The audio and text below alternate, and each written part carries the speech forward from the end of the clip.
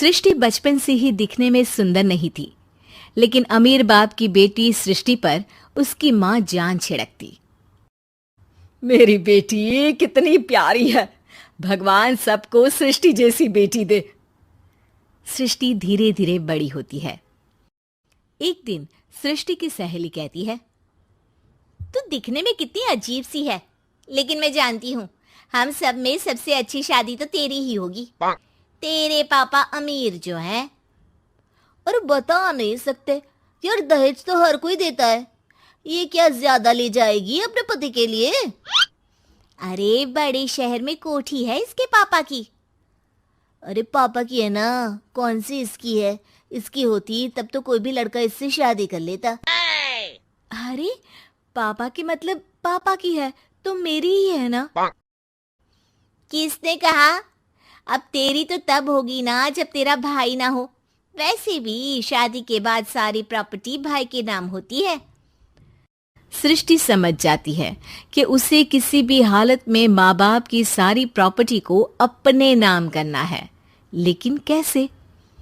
एक दिन सृष्टि का भाई शीनू कहता है, बहन क्या कर रही है? तुझसे एक बात करनी है। अरे हाँ हाँ करना, मैं तो तेरी बहन हूँ। बहन मेरी लाइफ में ना एक लड़की है, बहुत अच्छी है। मैं सोच रहा हूँ माँ और पापा से बात करूँ शादी के लिए।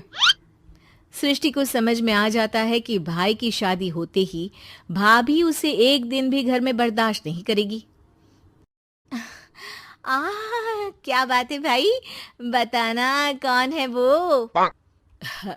यार वो बहुत अच्छी लड़की है, पढ़ी लिखी है, मेरे साथ जॉब भी करती है।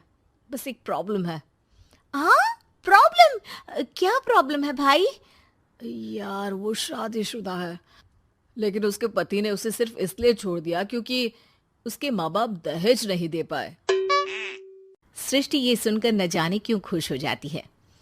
अरे भाई तो क्या हुआ, लड़की तुझे तो पसंद है ना? शीनू को लगता है कि बहन उसे समझ रही है। वो इस बात से अनजान होता है कि उसकी बहन की मंशा पूरा घर हड़पने की है। सृष्टि अपनी माँ से कहती है, मम्मी मुझे तो बहुत चिंता है, पता है शीनू क्या कर रहा है? अरे क्या कर रहा है, वो तो काम पर जाता है और वापस घर आता है। नहीं ना माँ, वो यही तो नहीं कर रहा, बाकी सब कर रहा है। आपको पता है उससे प्यार है, और वो भी एक शादीशुदा लड़की से। ये क्या हो गया? मैं सोसाइटी में क्या मुंह दिखाऊंगी? अरे तेरे पापा तो यही कहेंगे कि मैंने ही उसे बिगाड़ दिया है। माँ देखो, मेरी बात मानो, पापा पर भी विश्वास करने की जरूरत नहीं है।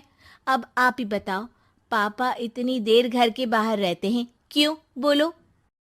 अरे बेटा वो तो नौकरी करते हैं ना। तू बहुत भोली है माँ।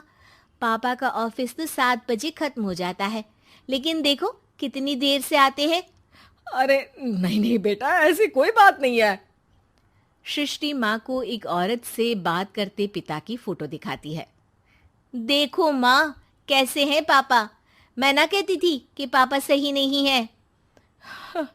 मैं तेरे पापा से बात करूंगी, दे फोटो मुझे। ओ माँ, वो तो डिलीट हो गई। लेकिन चल, तूने तो देख लिया ना, पापा से बाद में बात कर लेना। और हाँ, मेरा नाम बिल्कुल मत लेना। हाँ माँ।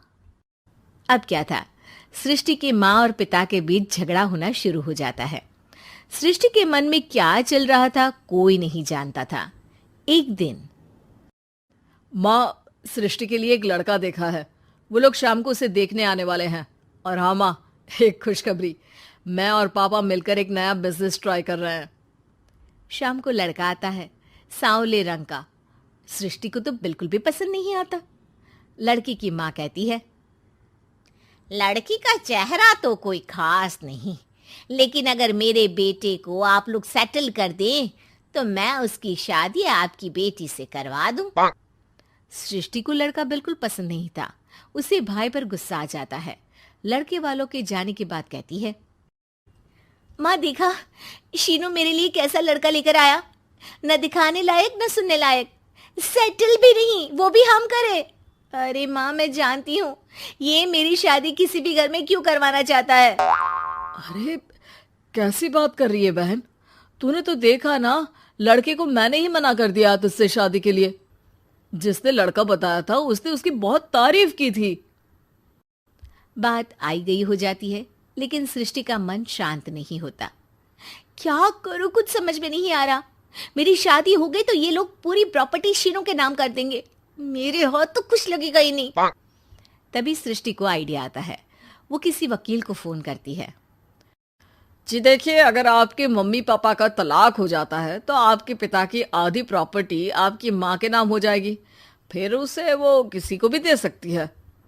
सृष्टि अब माँ को बेटे के खिलाफ भरती है। माँ, शीनू पर नजर रखा करो, वो जिस लड़की के प्यार में है ना, वो शादीशुदा है। यहाँ आएगी, सारा पैसा, रुपया, जमीन, जायदाद सब हड़प लेगी। पापा का भी हाल तुमसे छुपा नहीं है। ऐसा ना हो कि मैं और आप एक दिन सड़क पर भीख मांगे। हे भगवान, मैं तो जीते जी मर जाऊंगी अगर ऐसा हो गया तो।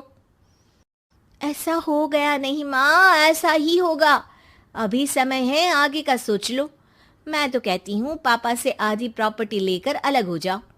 पापा की आधी प्रॉपर्टी भी हम लोगों को अगर मिल जाती है ना, तो अगले 7 जन्म सफल समझो। बेचारी माँ बेटी के कहने पर पति से तलाक लेकर अलग हो जाती है। सृष्टि अब पैसों से गाड़ी और अपने दूसरे महंगे शौक पूरे करने लगी। उसके दोस्त भी उसके पैसे इस्तेमाल करते। सृष्टि, कल तुम कहाँ थी? मैं सारा दिन घर पर अकेली थी। तो मैं क्या करूं? मैंने ठेका तो नहीं लिया है ना तुम्हें संभालने का। माँ को सृष्टि से ये उम्मीद नहीं थी। वो बैठकर रोने लगती है। वहीं उसका पति यानी कि सृष्टि के पिता आ जाते हैं। मैं जानता था कि तुम्हारा यही हाल होगा, तो आपने मुझे रोका क्यों नहीं? मैं रोकता तो तुम रुकती क्या?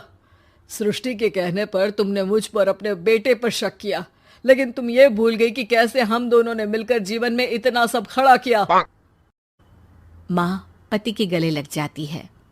मुझे माफ कर दीजिए, मैंने आपकी कमाई का एक बड़ा हिस्सा गवा दिया।